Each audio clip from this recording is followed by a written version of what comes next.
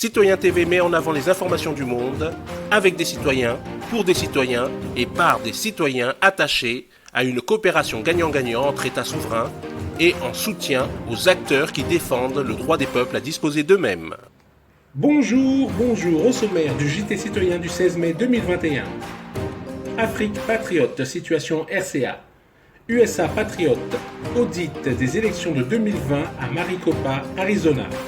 Et pour finir, France patriote avec l'intervention de Stella Kamga. Commençons tout de suite avec l'Afrique patriote. Situation en RCA. C'est là qu'un citoyen français fait ou ferait en RCA avec autant d'arsenal et sous plusieurs casquettes. Si je ne connaissais pas votre dextérité journalistique, j'allais dire que vous êtes naïf. Mais vous n'êtes pas naïf, Bachir. Vous posez les bonnes questions. Non. Bachir, la diplomatie, historiquement, les relations entre États, historiquement et politiquement, ne soyez pas naïfs, sont inséparables, n'est-ce pas, du crime du mensonge d'État effectué sous couverture. Là, la diplomatie consiste à donner les coups en dessous de la ceinture et paraître poli, civilisé, madré en public. C'est-à-dire que quand un État réussit les coups bas par derrière les actions secrètes, des services secrets, quand il réussit les coups bas, il est fort sur le plan diplomatique. Il est fort parce qu'il va capitaliser ça sur le plan diplomatique. C'est la tradition occidentale de la diplomatie, pas seulement l'Occident, les empires, les États, n'est-ce pas? C'est aujourd'hui. Pourquoi les États ont les services secrets? Ce n'est pas seulement pour la sécurité. C'est aussi, n'est-ce pas, pour gérer ce qu'on appelle le sale boulot. Vous voyez? Le sale boulot. Donc, vous voyez donc que lorsque la babouzerie déborde la diplomatie, ça traduit que l'État est dirigé par des incompétents, pas des politiciens incapables, pas des politicards. C'est de cela qu'il s'agit. C'est le cas de la France. En Afrique, c'est même le cas de l'Occident en général.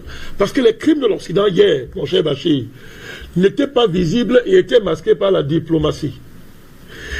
Au point où tous les Africains, en général, bénissaient leur bourreau, adoraient leur bourreau. Permettez-moi l'expression, faisaient l'amour avec leur bourreau.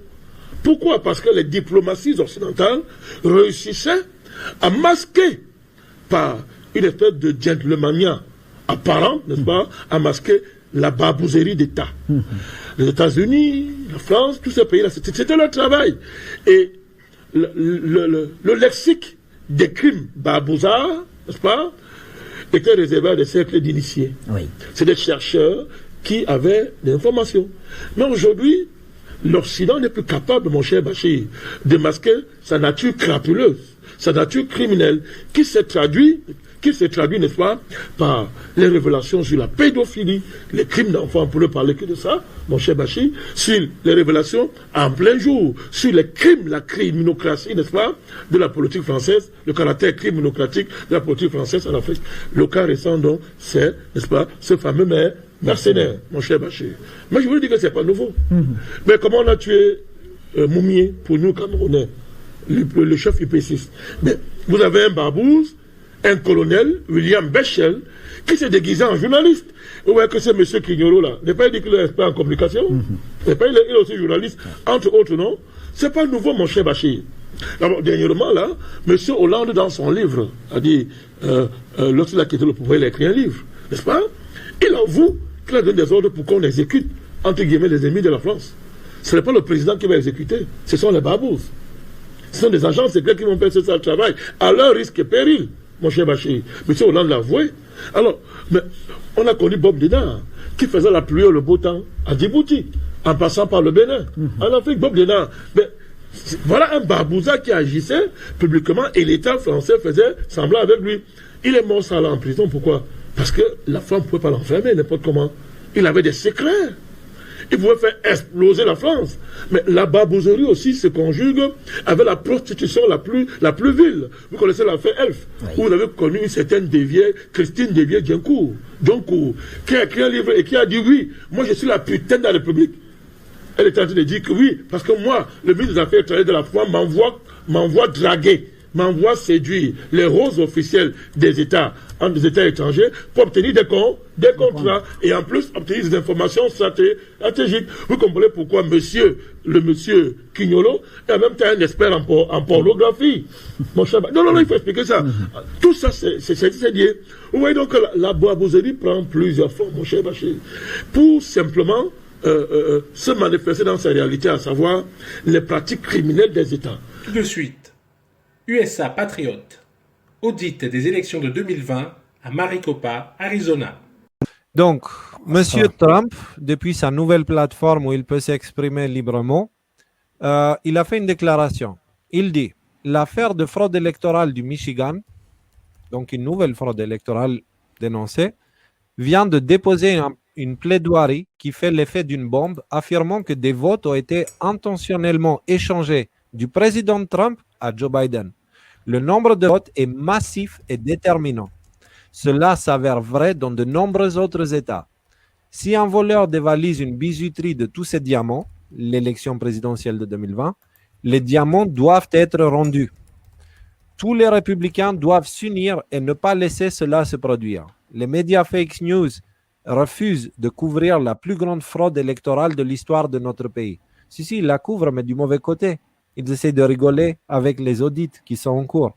Ils sont en train d'essayer de les décrédibiliser, mais ils n'y arrivent pas.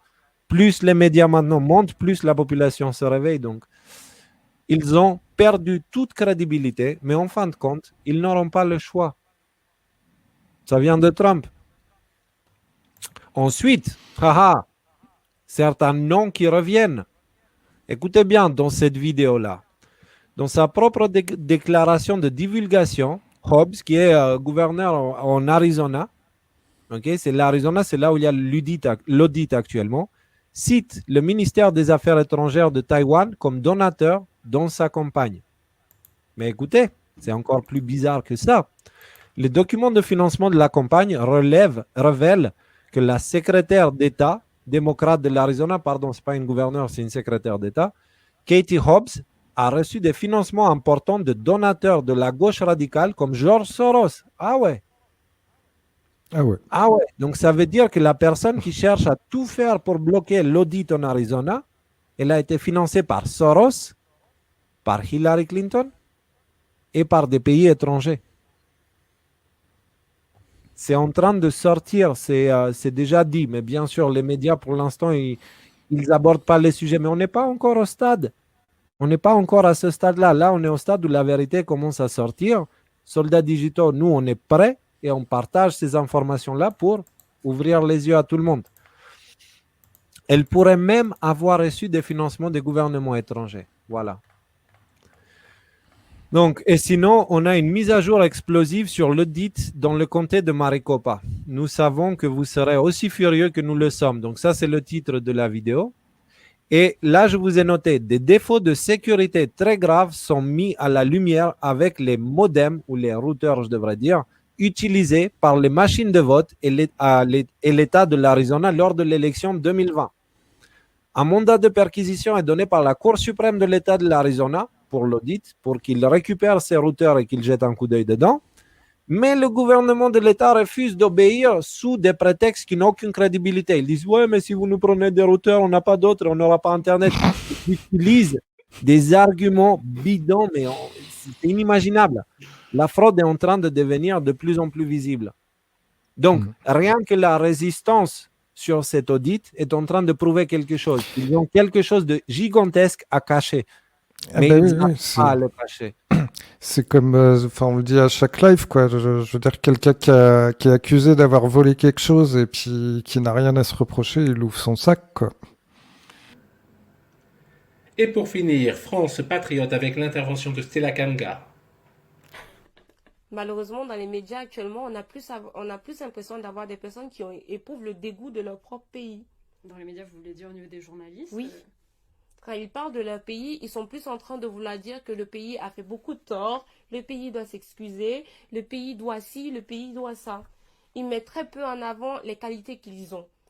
Les qualités de la beauté, parce que la France est très esthétique sur certains points, les qualités de la beauté, de la culture, de l'art, beaucoup de choses. Très peu mettent comment dire, cet aspect-là en valeur. Ils sont toujours en train de critiquer. Si moi, imaginez-vous, mettez-vous à ma place. Je suis étrangère, j'arrive dans un pays, et quand je regarde, je sais pas moi, une émission comme Cyril Hanouna qui passe, je veux critiquer personne, comme Balance ton poste, et je vois une Rachel Guérido, je sais pas quoi là, qui explique que oui, la France a fait ci et tout, les migrants ont fait ça, que je vois Mélenchon dire que non, on doit s'excuser et tout, et que ils sont toujours en train de débattre sur les sujets de on doit caresser les migrants dans le sens du poil. On est toujours en train de parler des migrants, d'une France qui doit s'excuser de son passé colonialiste, esclavagiste et tout. Ils sont toujours en train... Mais pourquoi est-ce que vous voulez que moi, je finisse par aimer cette France-là? Non. Au contraire, quand je vais arriver, moi, et que je vois ça, j'aurais plus envie de vous la dire, écoutez, finalement, c'est la cour du roi Péto, donc je fais ce que je veux, de toutes les façons, ils me donnent des excuses, ils doivent s'excuser, je fais plus rien. Ça va pas du tout m'intéresser de vouloir découvrir, savoir ce qui se passe, qui était l'auteur, qui a écrit quoi, ça ne m'intéresserait pas. Donc, les figures même qui doivent représenter la France, qui doivent parler de la France, qui doivent vanter la France dans les médias ne le font pas. On a plus affaire aux faits divers, aux personnes qui ont toujours tendance à s'excuser et qui ne parlent jamais du côté artistique, qui ne parlent jamais des auteurs, qui ne présentent jamais. Au contraire, quand on parle des églises, on est toujours en train de dire on va démolir telle église. Récemment, on parlait de démolir une église à Lille. À chaque fois qu'on démolit une église, moi j'ai mal au cœur.